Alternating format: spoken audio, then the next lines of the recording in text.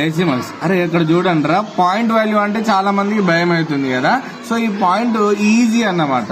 So ఈ point లో ఉన్నటువంటి అడిషన్, సబ్ట్రాక్షన్, పాయింట్ నెంబర్ ని ఏ విధంగా సాల్వ్ చేయడం అనేది చాలా మంది పిల్లలకైతే సో కొంచెం ప్రాబ్లమేటిక్ ఉంటుంది. సో ఇప్పుడు నేను 1.5 అండ్ 3.5 అనే రెండు నెంబర్లు తీసుకొని అడిషన్ చేస్తున్నా, సబ్ట్రాక్షన్ చేస్తున్నా, మల్టిప్లికేషన్ చేస్తున్నా, డివిజన్ చేస్తున్నా. ఓకేనా? సో ఈ పాయింట్ లో ఉన్న వాటిని ఎట్లా, ఈ పాయింట్ లో ఉన్నప్పుడు అడిషన్ ఎట్లా చేయాలి, మైనస్ ఎట్లా చేయాలి అనేది క్లియర్ గా రెండు మెథడ్లలో చెప్తా. మామూలుగా అయితే మనం 1.5 ప్లేస్ చేసుకున్నట్టయితే 3.5 ని మామూలుగా మనం పాయింట్ కు ఈక్వల్ గా పాయింట్ తీసుకుంటాం. ఇక్కడ 3-5 కాబట్టి 5-5 10, ఇక్కడ 1 క్యారీ 3-1-5, ఇక్కడ ఆన్సర్ 5.0 కదా. అలా కాకుండా మనం ఏం చేయాలి అంటే ఫస్ట్ ఈ పాయింట్ ని డిలీట్ చేయాలి.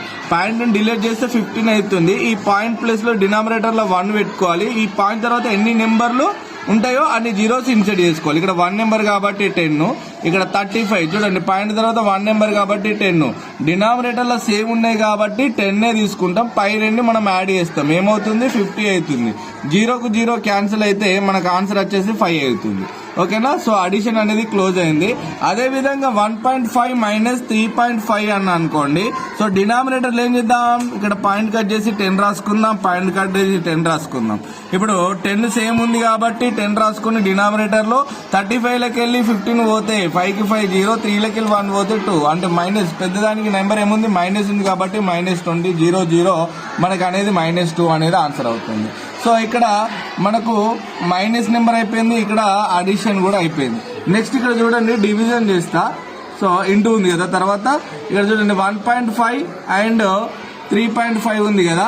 సేమ్ ఇక్కడ పాయింట్ డిలీట్ చేయండి 15/10, ఇక్కడ పాయింట్ డిలీట్ చేయండి 35/10. కానీ డినామినేటర్ లో మల్టిప్లికేషన్స్ ఉన్నప్పుడు మాత్రం ఇంటూ చేయాలి. 10 10 జా 100, మళ్ళా 10 పెట్టుకోవద్దు, ఎందుకంటే ఇది అడిషన్, ఇది సబ్ట్రాక్షన్ కాబట్టి, మైనస్ కాబట్టి.